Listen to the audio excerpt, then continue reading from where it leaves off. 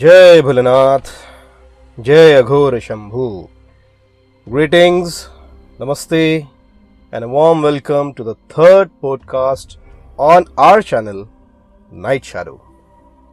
I hope you are all doing well with the blessings of the Almighty, the love and care of your dear ones, and support of your best friends and buddies.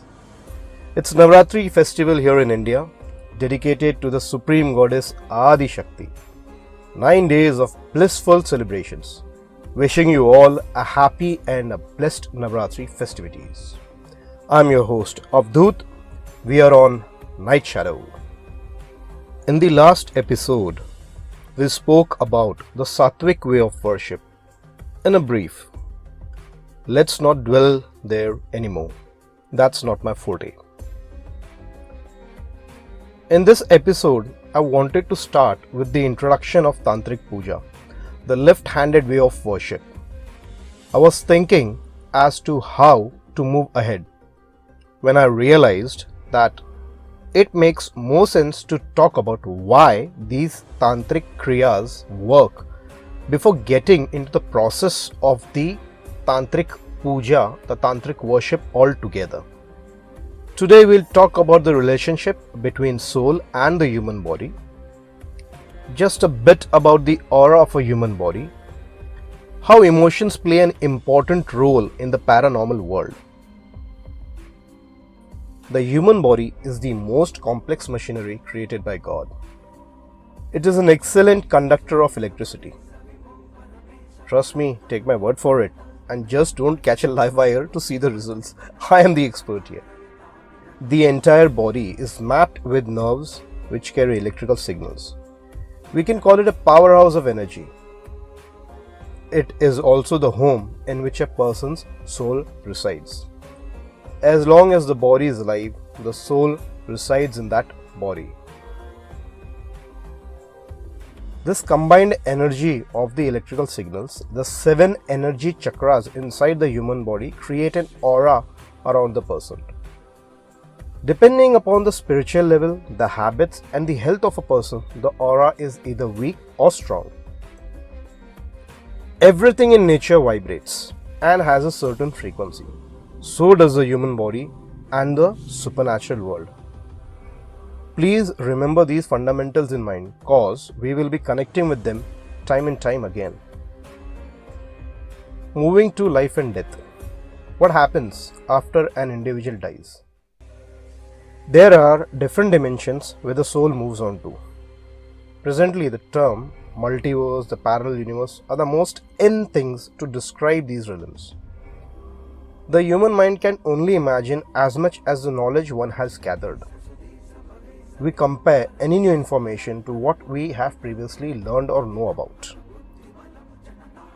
If I say the realm of the dead, you may try to visualize a place where the dead souls walk, maybe a few bloodthirsty zombies, and some gym-going buffed-up vampires, and the hottest looking witches and demigoddesses. Our imagination is fueled by the info from movies, stories, books, paintings, and a lot of data from the internet. If I say today that the world of the dead is a place of hell ruled by Lucifer Morningstar, some of you may believe me because I'm the orator out here and you are the listener. It's not like that. Not at all. Once you realize and experience the truth, you would be challenging me right now. When the soul leaves the body, it's for sure in a state of shock and disbelief. Imagine you are in a 9-to-5 job, walking down the streets, lost in thoughts. Have a wife that you love the most. She is suffering from cancer. A kid who's about to get married. An uncle who's a multi-millionaire and about to make you his legal heir. And recently you won the $1 million raffle. You are experiencing a lot of mixed emotions at one instance. Bang! A stranger just shot you point blank cause he was on drugs. Life ends in an instant, and when one realizes he or she is on the other side, is surely in a state of shock. Our lives are too engrossed in now that we never care to think beyond. The now is Maya, the illusion of the world. In Hinduism, there is a cycle of birth, death and rebirth till the soul doesn't attain moksha. Emotions play a major role in the lives of the living as well as the life beyond. There are two states when the soul doesn't depart the world and stays back in the land of the living. In Hinduism, it is said that our lifespan is predetermined. When an individual dies before his time, it's called a premature death, akal mrityu, death before one's predestined time. This person will roam the living world till he completes his pending time of lifespan. This is one type of a ghost. The second type of ghost arises mostly from the emotional aspect of the deceased person at the instance of his death, the time of his death. The hunger for revenge if she has been done wrong, the bond of love to a living person, an obsession or an attachment to a particular place or thing, or having suffered pain and torment all life, and the will to not to move on to the next phase is what keeps a soul back. These types of ghosts are mostly troubled souls. Out of these, the one to worry about are those spirits who can possess other human beings for their motives. This is one type of possession of a human body by another soul. Usually, those people who have a weak aura are easy prey. The other possession comes when an occult practitioner uses Tantra to force a spirit to possess another human for his or someone else's needs.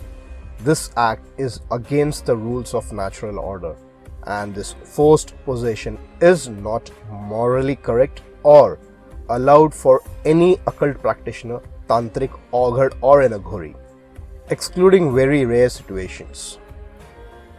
The third possession occurs when a living being does an act that insults a spirit, a demigod, or a higher order of supernatural entity. He is bound to suffer, and the worst case scenario can be a possession.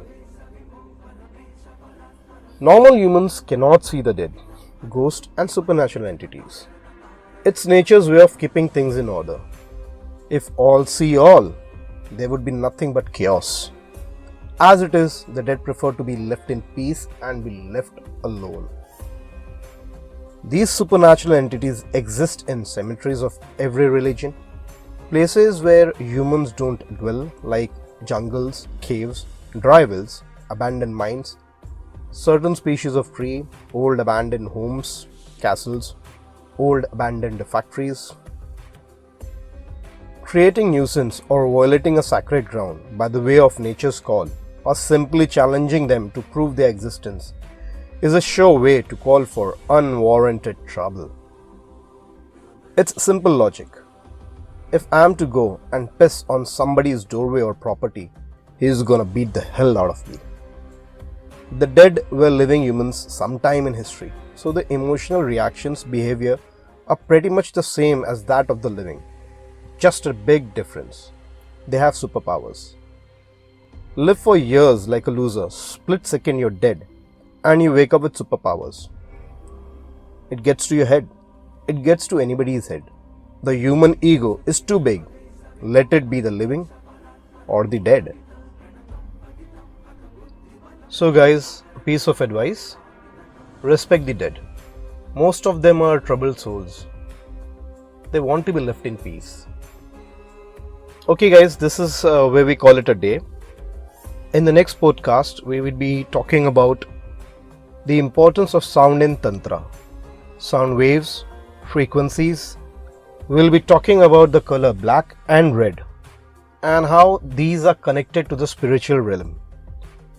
A small request, please give your feedback, post via comment. I would love to know if I've been doing good, bad, information that I have shared with you so far makes sense, is of some use to you. And if you are new out here, please do listen to the previous podcasts so that you're able to connect and understand the terminology, the ideas, the words that I've been using. And if you feel I've missed out on a particular subject so far, or there's something that I should have spoken about in more depth or need an elaboration, please do let me know. That's it for today. I'll take your leave now. See you soon. Take care. God bless you. Enjoy the journey called life and have fun while doing it. Live and let live. This is Avdut at Night Shadow signing off. Jai Bholenath, Jai Aghora Shambhu.